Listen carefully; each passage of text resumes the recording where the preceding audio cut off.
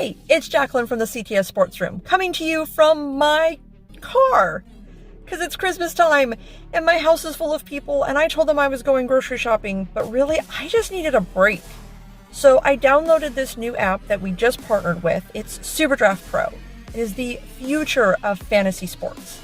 And you can play for cash, prizes, and experiences that money can't buy. Like the peace and quiet I'm getting right now. You can play for free, or you can get their non-gambling subscription. Either way, you can still win cash and prizes. If you want more information, my friend Kyle Murray is going to tell you about it. It's not easy being the fastest quarterback you've never seen. I'll be right back. There's no quicker way to get into DFS. Play Super Draft today and see for yourself.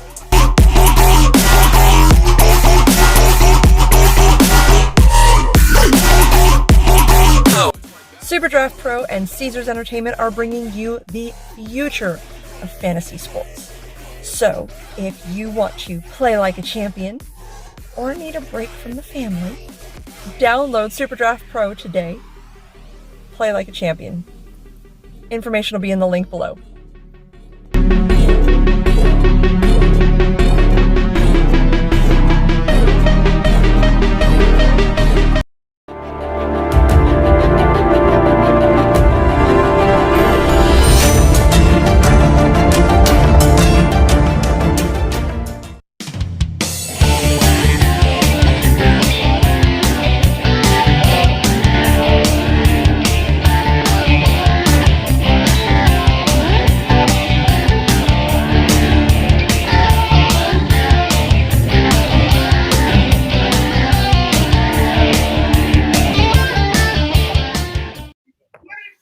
Hey everyone! It is 5 p.m. on a Sunday.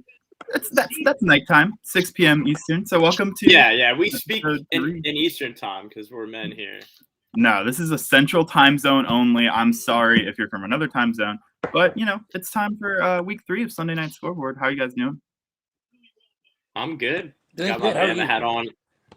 Yeah, good. I'm coming live from Pewaukee, Wisconsin, not to be confused with Milwaukee, Wisconsin. Pewaukee's a real place too, as I found out after years of being skeptical. But I'm doing a little light visiting, and the show must go on, So that's why it looks a little behind me. Clack and I are both repping Bama in our own ways. I got my Alabama hat on. He's got his bandwagon Trayvon Diggs Dallas Cowboys jersey on. Oh, Tyler, okay. Hoodie on. Fair enough. Yeah, and so I think before.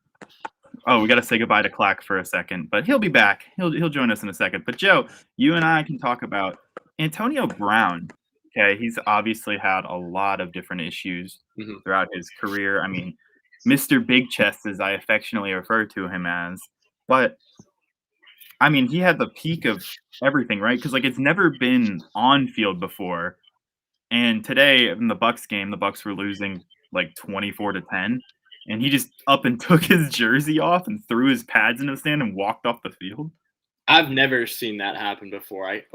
If anybody's gonna pull that type of stuff, there's Clack. What's up, Clack? Yeah, welcome if back, anybody's Clack. gonna pull that type of stuff, it'd be Antonio Brown. But just nothing I've ever seen can compare to that. I mean, we had that go on, and then last week in the Washington blowout loss against Dallas, we had Deron Payne and Jonathan Allen almost getting in a fist fight. So this has been a very odd last couple of weeks for the NFL.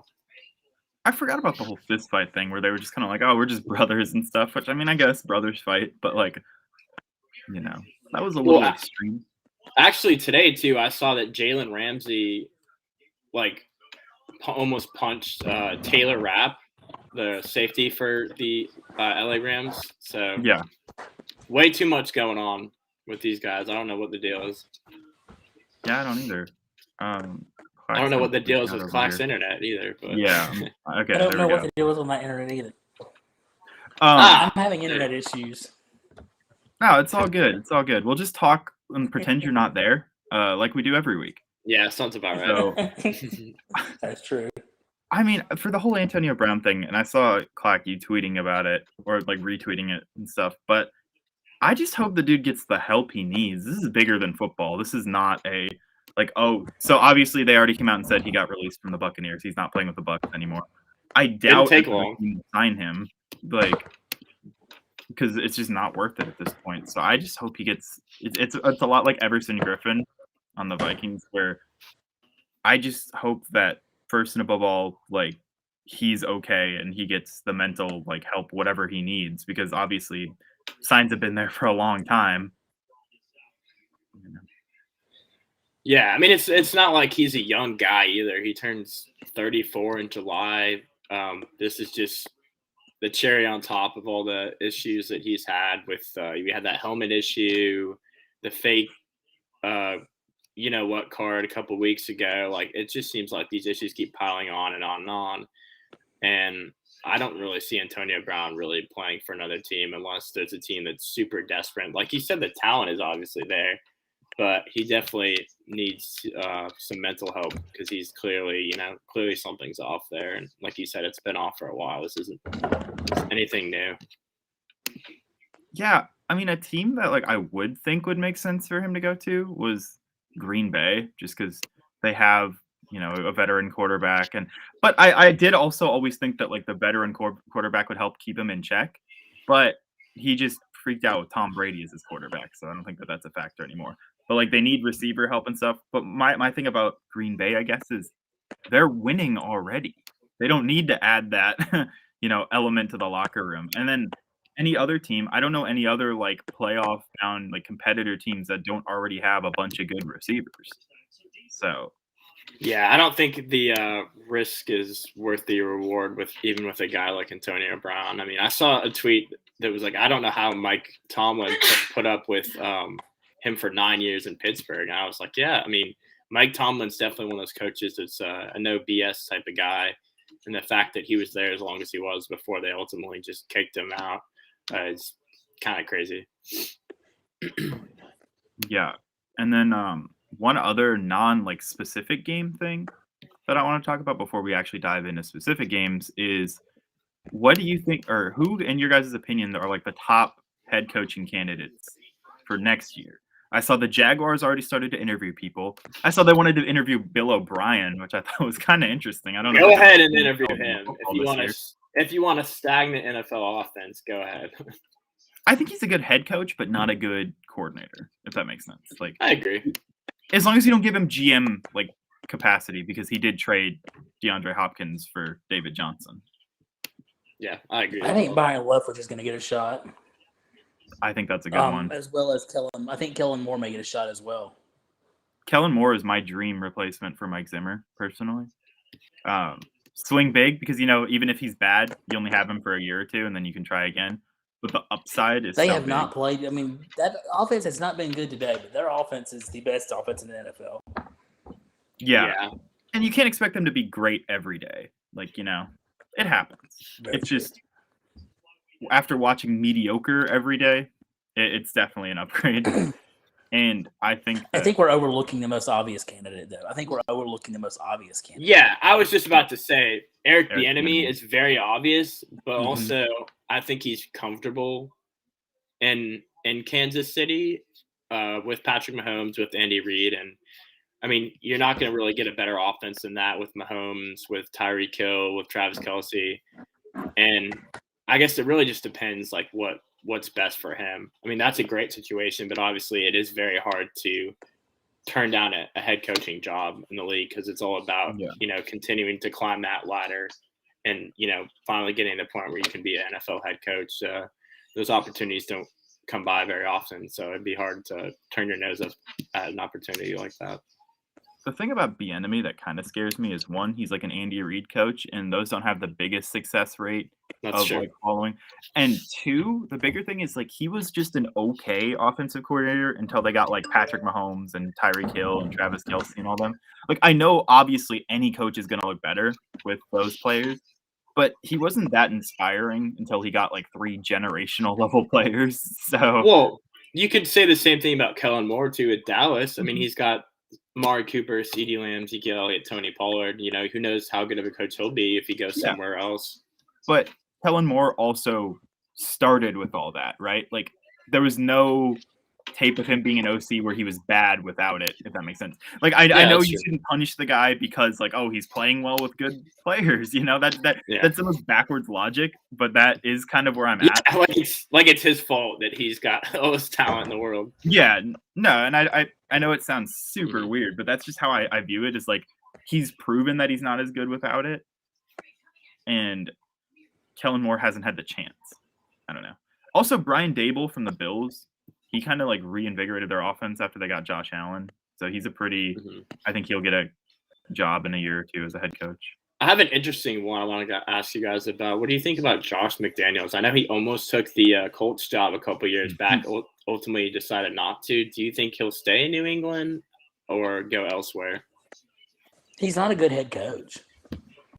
Yeah, I mean, I agree. I don't know if he's ready to necessarily. I don't think he's take that the good of an jump. offensive coordinator. He certainly hasn't showed it this year. Their offense has been very stagnant, to say the And I least. feel like he benefited from having the greatest quarterback of all time. That's true as well.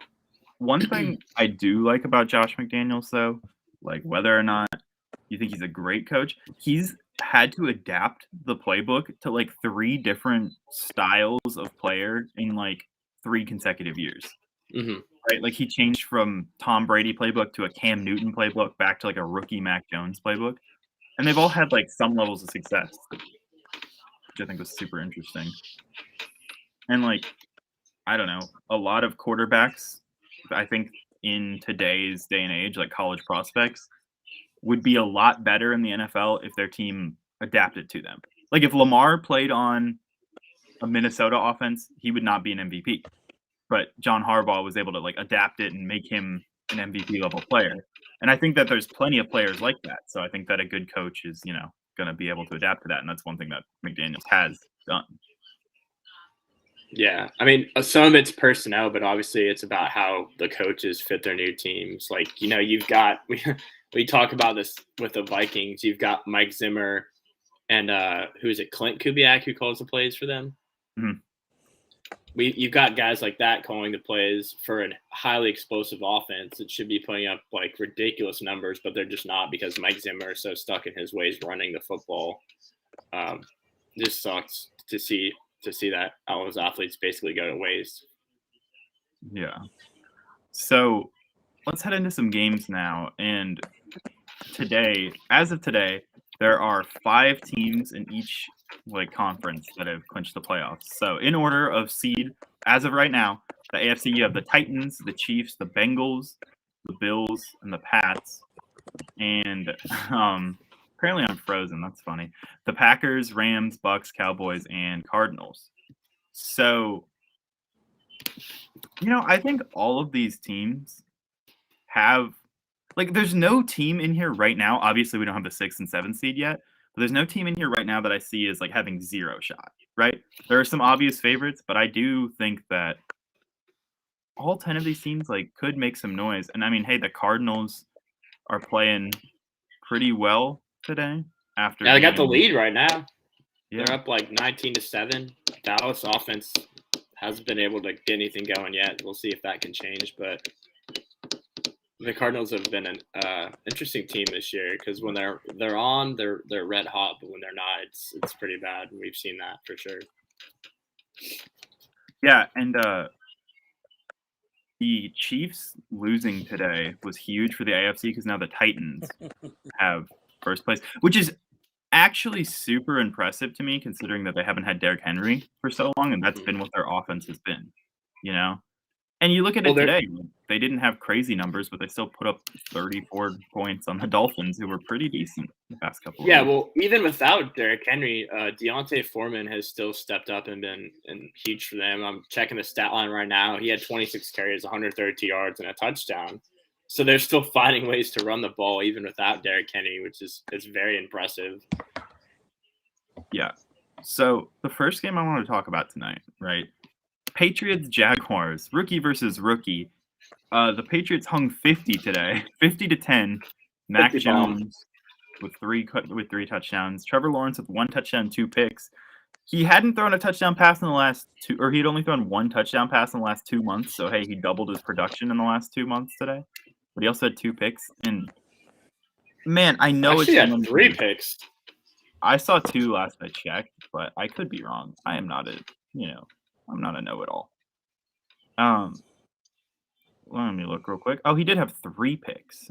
I can't read. You're giving him the benefit of the doubt, man. I was like 1 and 3. That's just god awful. And I know it's his rookie year, and I know the Jags are kind of like a dysfunctional franchise or whatever right now.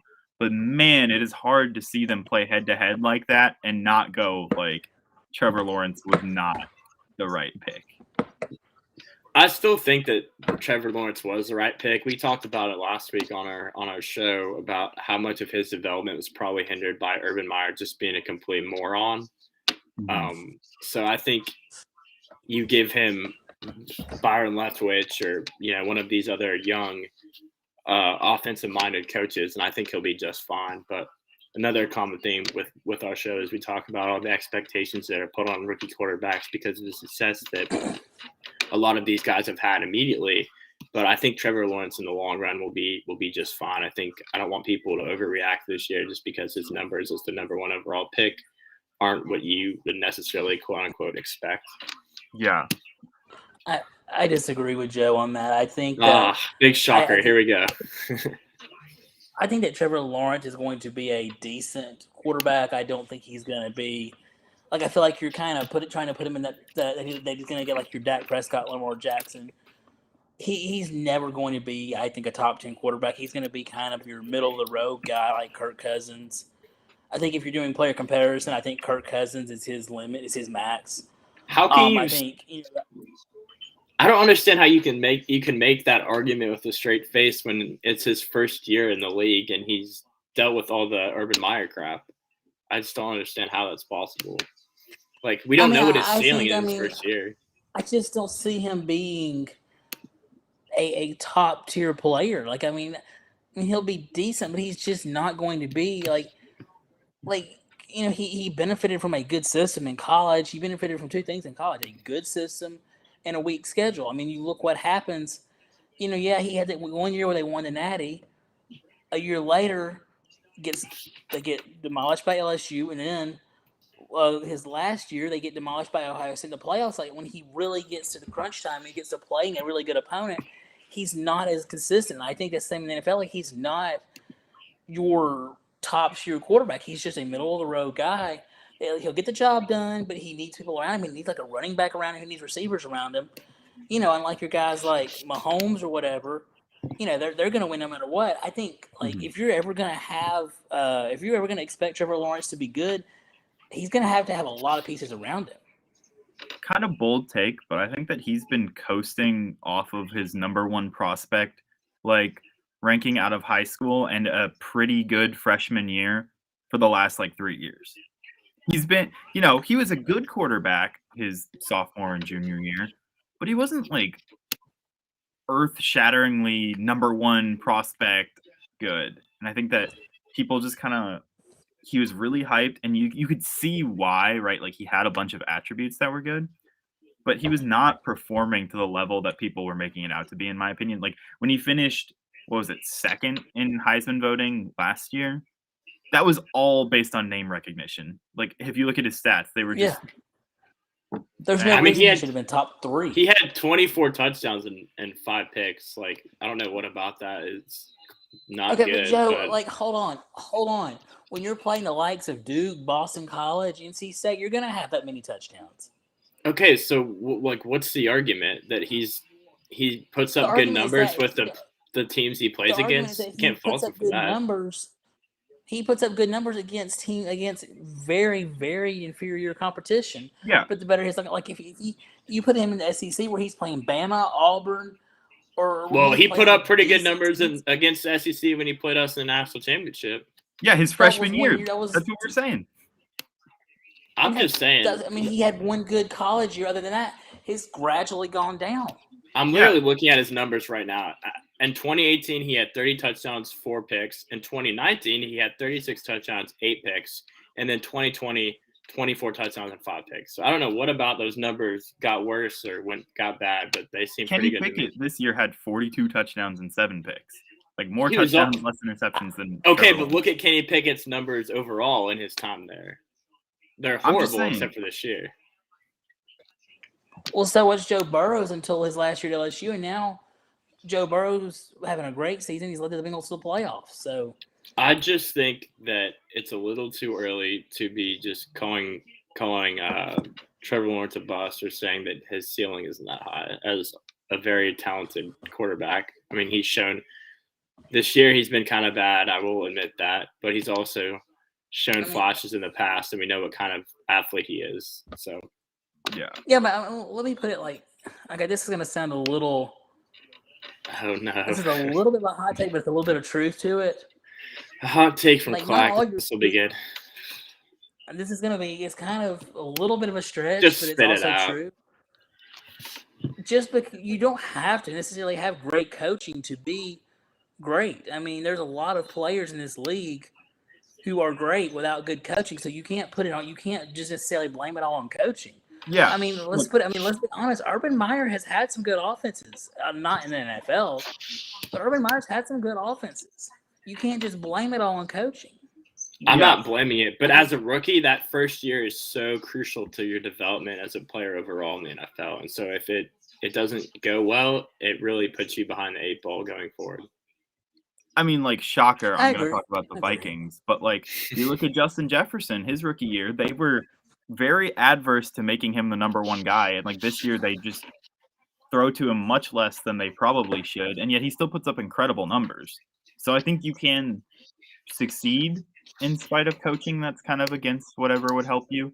But I don't think that, like, that's, should be expected. I do think that bad coaching is definitely, like, especially on quarterbacks, the hardest position to learn. Like, I was going to say, like, receiver jump from college to NFL is tough, but, like, the quarterback jump is obviously way too much. I think we'll learn a lot. They've got to get a good – if they get a young guy like Byron Leftwich or Kellen Moore, and they can bring in some receiver. I mean, I think talent-wise they need to get – I mean, I think defensively they're fine. I think if you're the Jaguars, you're probably going to have the first overall pick. You need to go get a receiver. Defensively, they're like that. fine as they give up 50 points to the Patriots. I mean, at this point – they have a lot of holes holes on their team. they They also have haven't- holes, but I think they need. If y'all are correct, they're going to need weapons around Trevor Lawrence. They have no receivers other than Allen Robinson and DJ Chark. Like they don't have anything. Yeah, it definitely They didn't need help some that receivers their now. first round weapon also got hurt, like, immediately. True. And I love Travis Etienne. I was really high on him, so that makes me sad. But anyway, I didn't like that pick, but I like it. We're not just going to gloss over the fact that former Minnesota Viking Laquan Treadwell had 87 yards today in receiving. he's honestly been pretty decent on the Jags, and it may be because of necessity. Like, I wouldn't want him to see the field normally, but this might be the year of former Vikings receivers having a little bit of a comeback. Him and Cordero Patterson both have been having career years. 80 yards in a season, that's insane for Laquan. I still remember, if you look up Laquan Treadwell's rookie highlight tape on YouTube, there's like a 10-second video where he runs one route and drops a catch, and then that's the only highlight. Or maybe it was like a 6-yard catch or something, because that was his only stats his rookie year.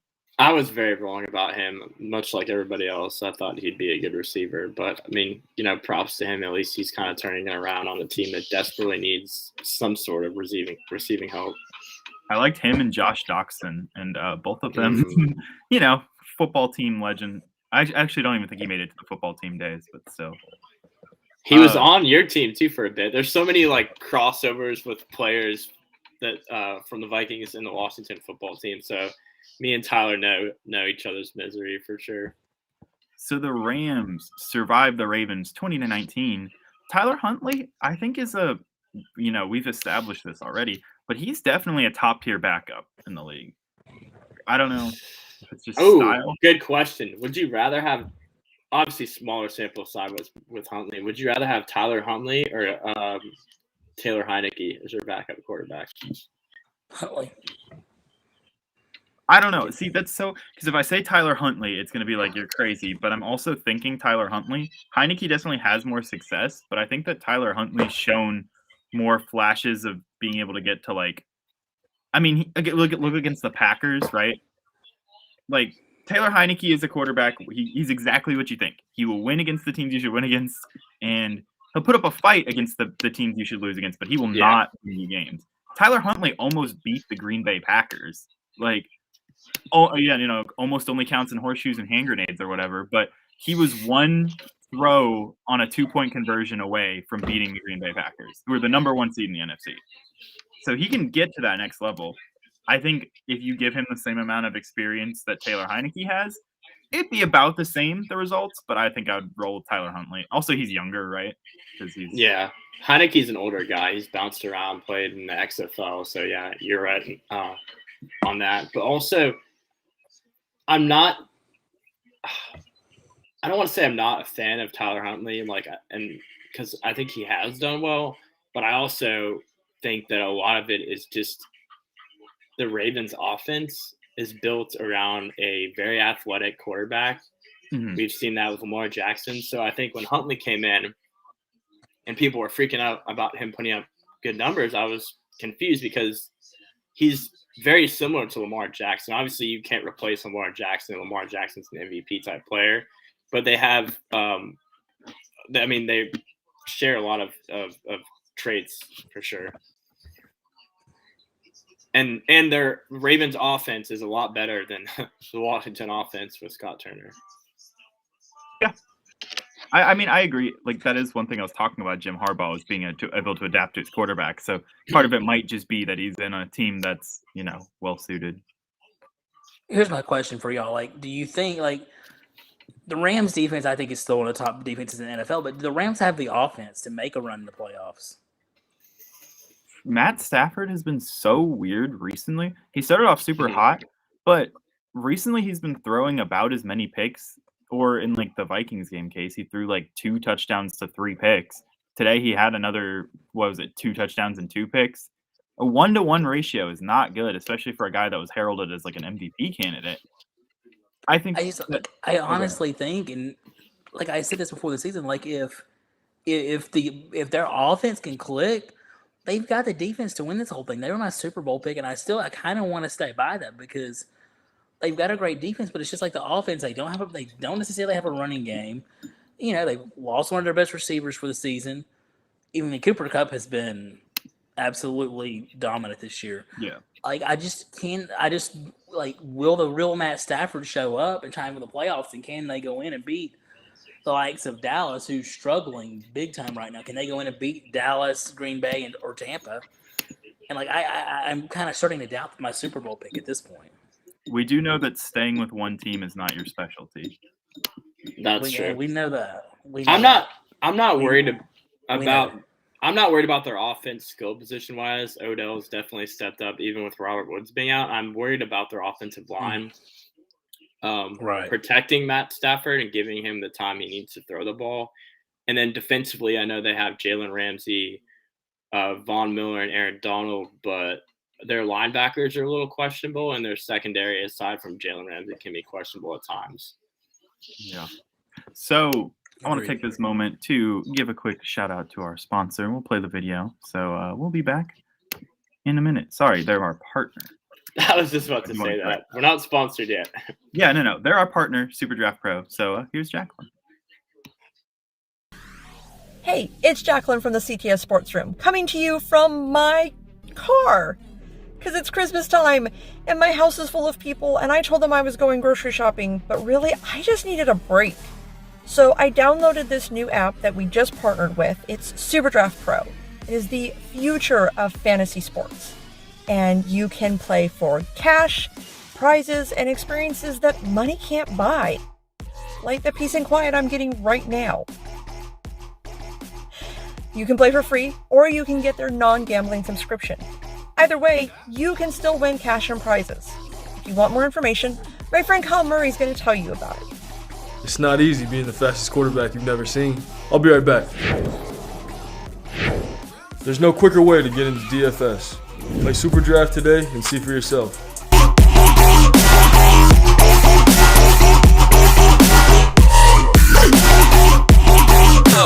Super Draft Pro and Caesars Entertainment are bringing you the future of fantasy sports. So, if you want to play like a champion, or need a break from the family, download SuperDraft Pro today. Play like a champion. Information will be in the link below.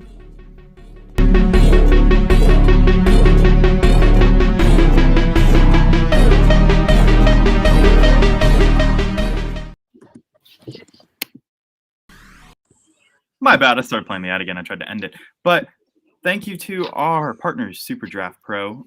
You guys should go check it out. It's a free fantasy app. And you can win lots of prizes. Link is down below or on the screen. And there's a little logo up there-ish. Yeah, I was trying to point to it, but I pointed the wrong way. I don't know. But so moving on, I want to talk about the Bengals beating the Chiefs. Jamar Chase had himself, quite a day. 11 catches, 266 yards, 3 touchdowns. Most yards ever for a rookie in a single game, and most yards ever for a rookie in a single season. Congratulations to Jamar Chase. He passed Justin Jefferson, my boy, for the single season rookie record.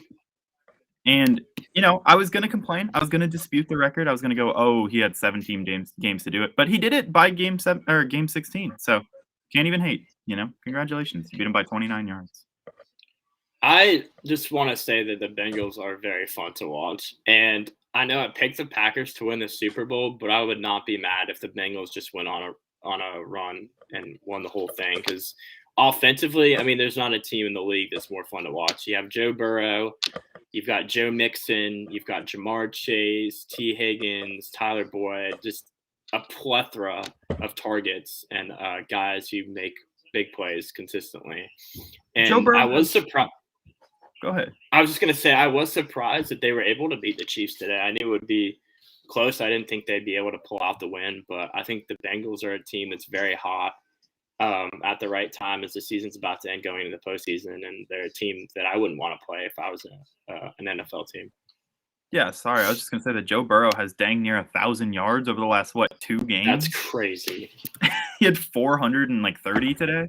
And had 500 efficiency too. 31 of 39. It's not like he's throwing it 50 times and he's 30 of 50. That's pretty efficient. 31 of 39. I saw some crazy fans be like, "Oh, well, Joe Burrow is also leading the league in interceptions. I wouldn't want him or whatever." What? What? That's like saying I don't want Brett Favre because he's a gunslinger and he might throw some picks. Yeah. And none of the picks are picks are bad, right? Yeah, you never want to turn the ball over in the NFL. Possessions are very important. But when you're putting up 400 yards and 5 touchdowns, I don't think it matters if you turn the ball over once or twice, Yeah, it's 30 touchdowns and 14 picks. So obviously you want those interception numbers to go down a good bit, but still, if we talk about quarterback development, it's only his second year in the league. He didn't even get a full year last year because of the ACL injury he had. Yeah. Yeah. Coming off a bad injury and putting up numbers like that.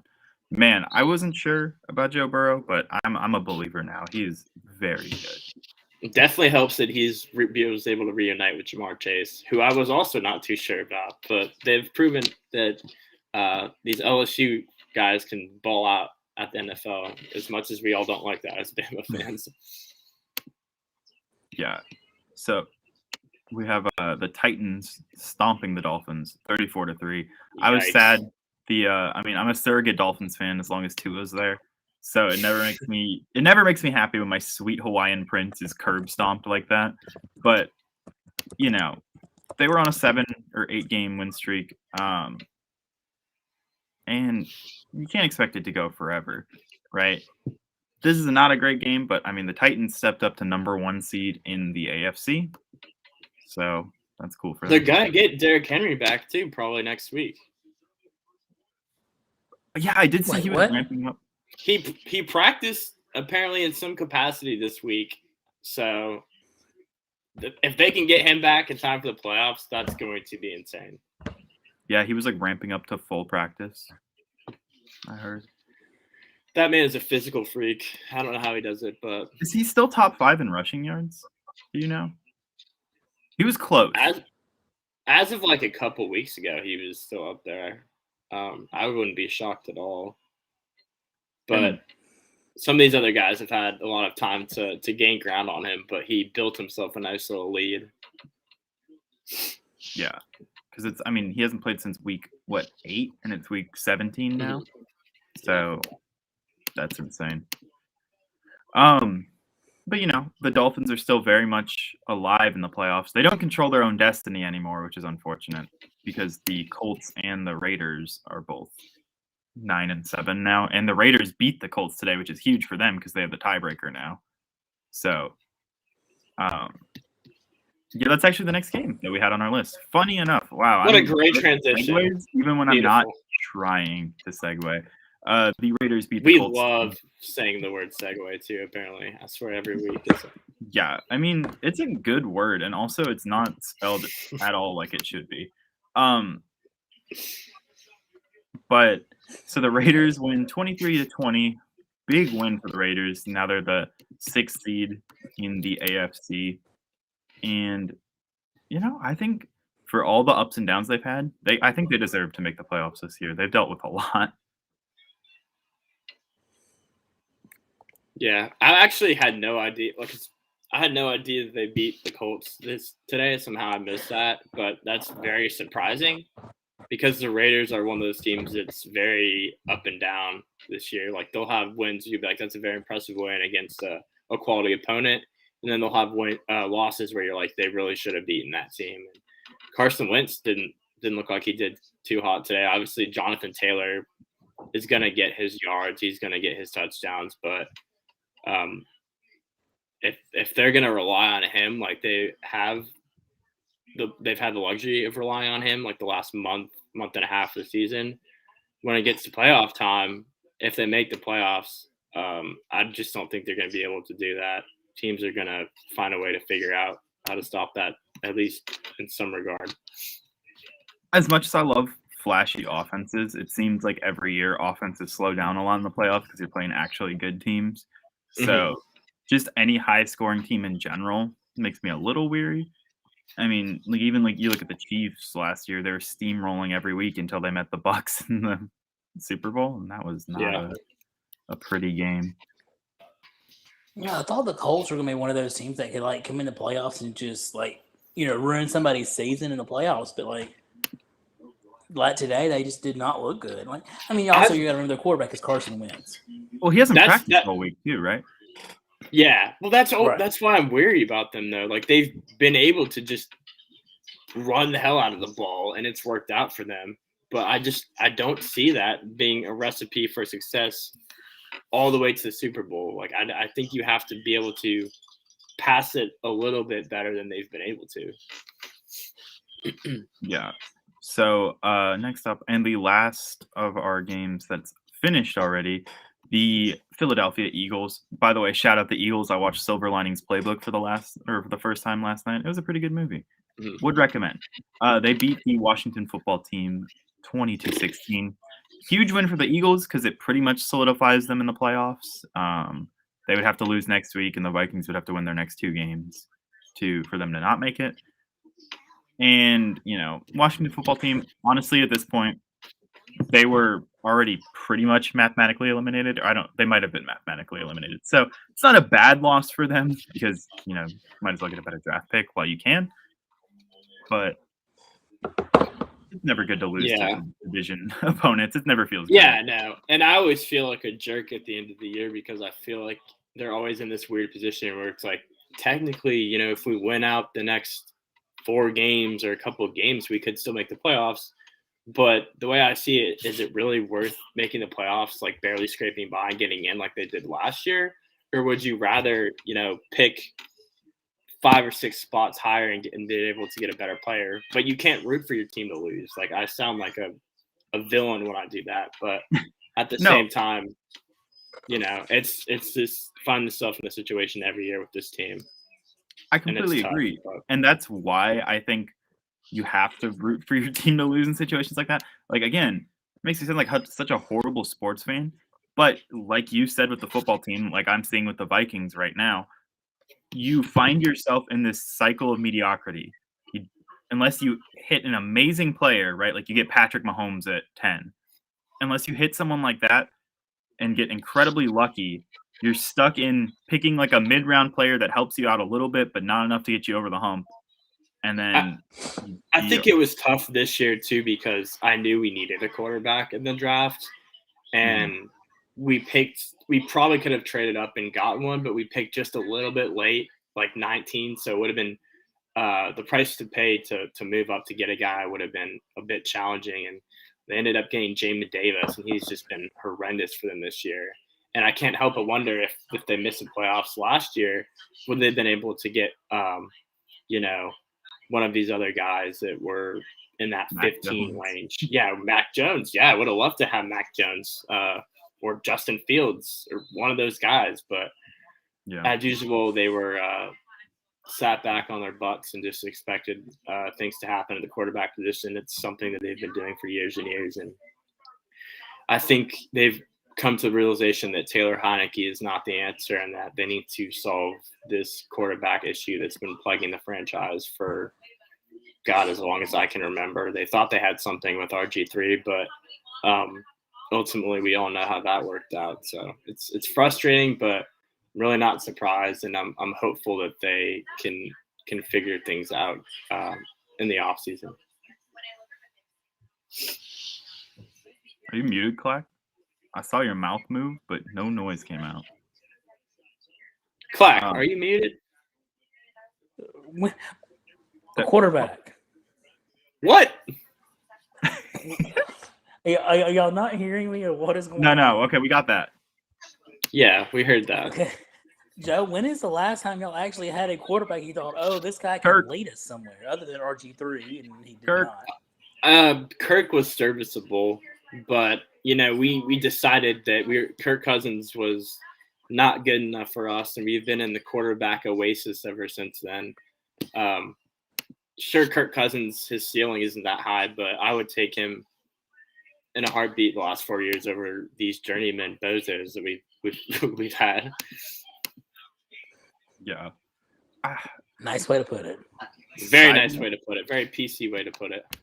Side note, obviously I'm a little bit of a Bears hater just because by my team's division, but it's kind of funny to me how much better they're playing without Justin Fields the last couple of weeks than when he was playing.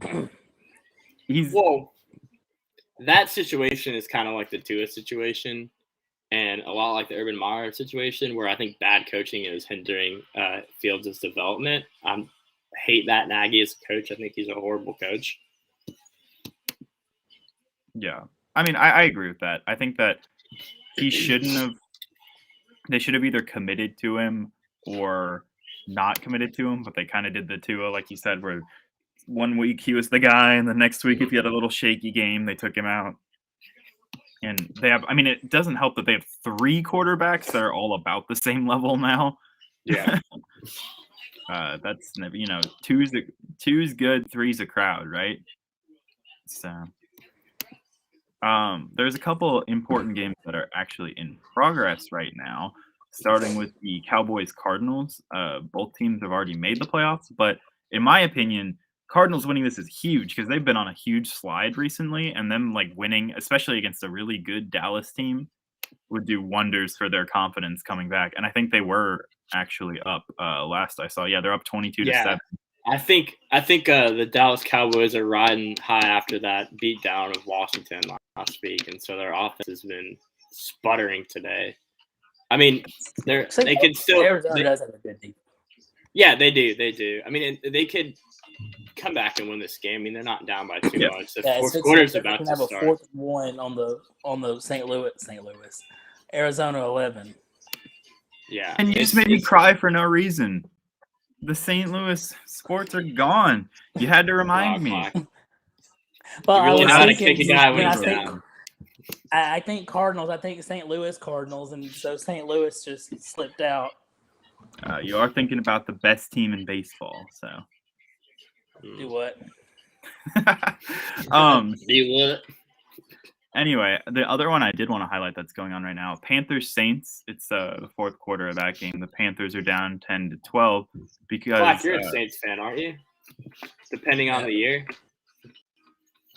Not an Ian Book fan, and Taysom Hill's back playing, and as much as so. the whole Saints team were down with the sickness, as you want to call it. They were all disturbed, and That joke is disturbing. sorry, I wanted to fit that one in. I appreciate it. But. Ian Book had to start, and he gave it his all, but he should have not smelled the field this year. So I feel like he played awful. But when you try your best and you just can see. Exactly. But like he shouldn't have even had to sniff the field this year. Like it was very unfortunate situation. So yeah, I'm gonna kind of ignore that he looked awful. But Taysom Hill's back. As much as we like to meme on Taysom Hill, he is chapters ahead of Ian Book in the quarterback rankings. Bad jokes. You can laugh. That was good. Bad jokes. Usually I'm the bad jokes guy, but yeah. So the Saints need to win out as well to have to make the playoffs, and they are currently winning right now. So they had the easiest schedule, I think, of the teams in the NFC that had to win out, but also they're probably the worst of the 4 remaining teams in the hunt. I don't know. We could be the worst. We're not great either. It's one of us too. But the Eagles and 49ers, I think, are. It's like the just Spider-Man. All the Spider-Mans pointing at each other. That's how I see it. Yeah.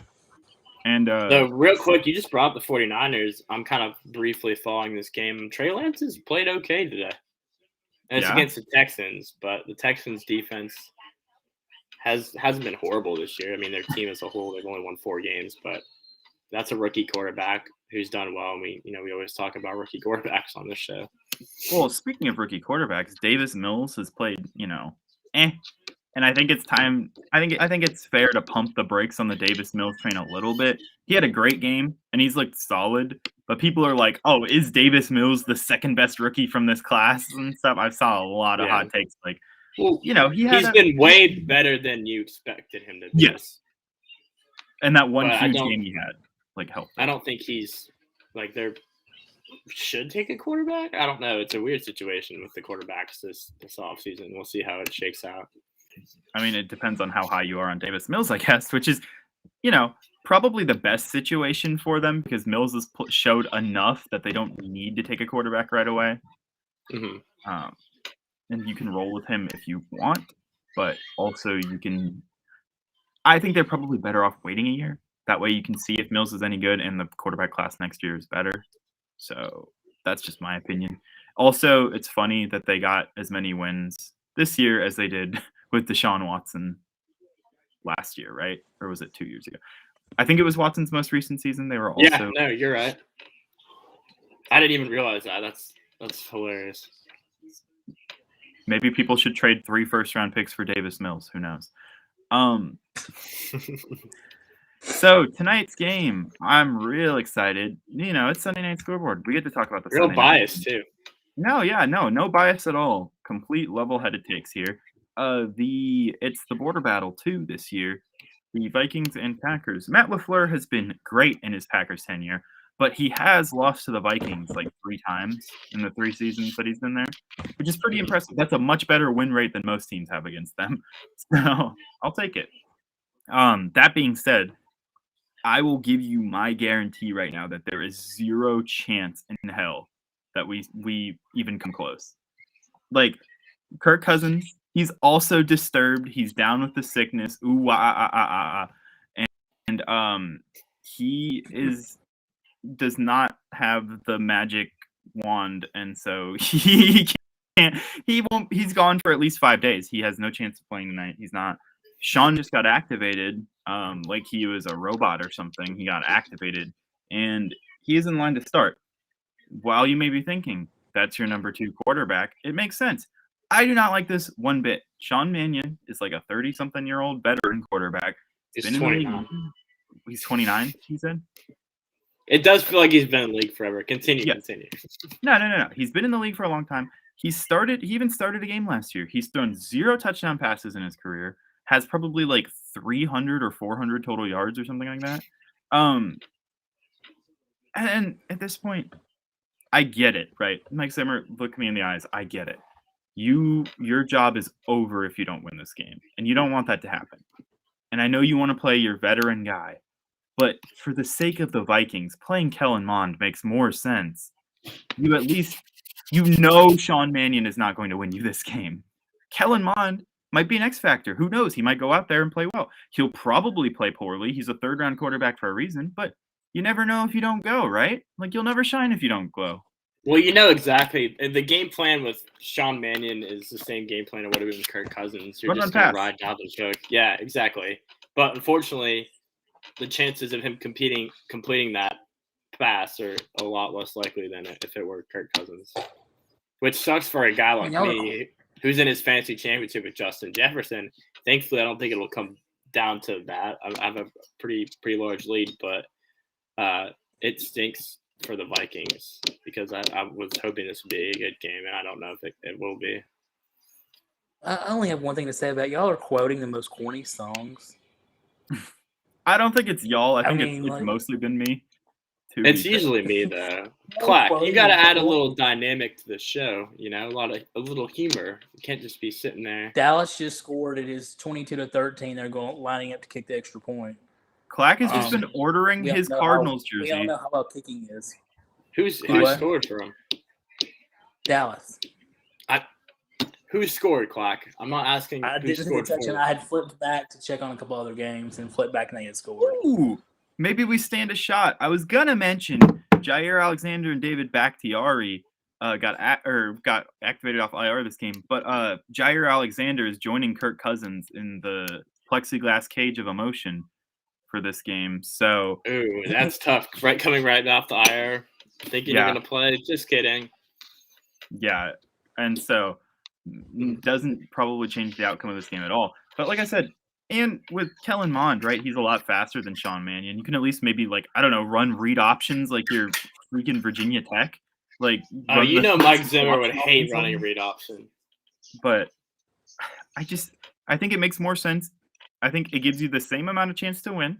And I think that it at least lets you see what you have in this rookie that you spent a third-round pick on. He'll start week 18 once we're officially eliminated from the playoffs. Sorry, it's messing with my head because I want to see it's week 19 actually, right? Or something. Week 18. No, there's 17 yeah, I'm not used to the 17 game thing yet. Let me run through my my numbers. Were you a math minor? I math stats guy. If you tell me that the NFL week has completed 17 of 18, I will remember that. But yeah, you might as well see what you have, right? And I can understand why Mike Zimmer's not too keen about the future of the organization, considering his future is probably over after this season.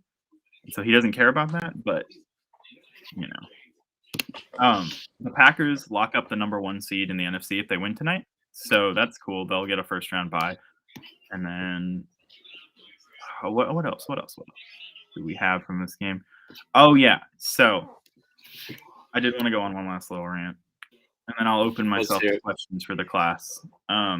So this is probably the end of the Mike Zimmer era in Minnesota. I'm thankful for everything he did. He was a good to great coach at times, and he didn't adapt well, and that's unfortunate. It might also be the end of the Kirk Cousins era. He has one more year of his deal, but there's potentially quarterback needy teams that might trade for him. And we can coming back to Washington? Is that what you're telling me? Well, I was thinking Pittsburgh or Denver or something like that. But so I had some thoughts on the Kirk Cousins era of the Minnesota Vikings. I think that I will still stand by the decision that it was the right move at the time to sign him. I will also stand by the decision that it was the right move to extend him the first time. It didn't work out the way you hoped, right? And I think that he's shown that he is who he is. He's a good quarterback who can be great during games where everything works well for him, but he's not a quarterback that's going to lead you to a Super Bowl by himself. He needs a very good team around him. And I still, like I said, will die on the hill that he was the best available option, and I'm happy we signed him, and I think that he played pretty well for us. He just isn't the type of guy that's going to lead you over the hump, and also, I don't think he's a very good leader. I think he's kind of just the goofy guy in the locker room. He's the good Christian dad, and that's okay. He doesn't need to be a good leader. Other people could step up. But if your quarterback brings that fire and brings that leadership to your team, I think that unlocks a whole nother. Like, you look at all the best quarterbacks in the league, they are alphas, right? Like, they are the head honcho. I can't really think of any quarterback that isn't, like, inspiring. And then you watch Kirk Cousins' speeches, and it is the nerdiest thing you've ever seen, man. But I am thankful we did have Kirk. I do think he's better than anything we could have had at the time, but I do think it's time to move on. I don't think, if it's not next year, I don't think we should re-sign him again. No disagreements for me on that. All right. Agreed. Questions, class. Oh, Happy New Year. Yes, You guys have a yes. good Happy New New Year. Happy New Year. Not any that I like off the top of my head, but I definitely need to get some to keep me motivated. Oh, some resolutions. Mm-hmm. I didn't make any either, but yeah. What'd y'all do? Because that brings us to the end of what I had to talk about for football. Unless you guys had anything else. No, that's pretty much it. That's all I got. That's it. Hoping Let's hope Washington this can game- get Matt Corral. Yeah. It's unfortunate he got hurt last night. It really is. I know we've had endless debates on like players opting out and stuff, and I thought it was ironic. The only reason I said something in our group chat, the only reason I did is because I thought it was ironic that of all the players, it was the player you specifically pointed out as playing his bowl game that got hurt. But I really hope for his sake, and you never want to see injuries. And that's also my opinion for the NFL. I think that fans who wish injuries on other teams' players are, that's crazy. Cool. Yeah. But, if we don't have anything else to add, then thank you guys for being with us. And we will be here. Well, so next week we're starting up, I guess it's this week now because Sunday is the start of the new week. We're restarting all our shows, Rolling with the Tide. We'll be on Thursday, 6 Central. We got a guest. He's a former Cincinnati defensive tackle, Ernest Allen. And then after that at 7, we have Bama Brigade, our show. Where we talk about Bama football. And then we'll be back here next week. Oh, real quick, we have one last question. Do y'all think that they'll make changes to the NIL this year? Not entirely, but I don't think they will, but I wouldn't be surprised if something came up, but not anything major. Clack, what do you think? I mean, I don't think you literally just made the rule. You can't change it now. No, not at all. I think it has its flaws, as does every system, but I think it's a pretty fair way to compensate players for their likeness without directly paying them from the university, because then I think that gets too far, right? And I think that players are always going to have more opportunities at bigger universities and more marketable areas, the way this works. But I don't think that there's any major issues right now. And no matter how they change it, Alabama players are going to get more deals, USC, Texas players, and all that. So I don't think there's going to be any major changes, at least right now. And I think 1 year in, you got to let it play out. But yeah, so we pimped all our shows. We'll see you guys next Sunday or Thursday if you want to tune in to watch us talk about Alabama. Roll Tide.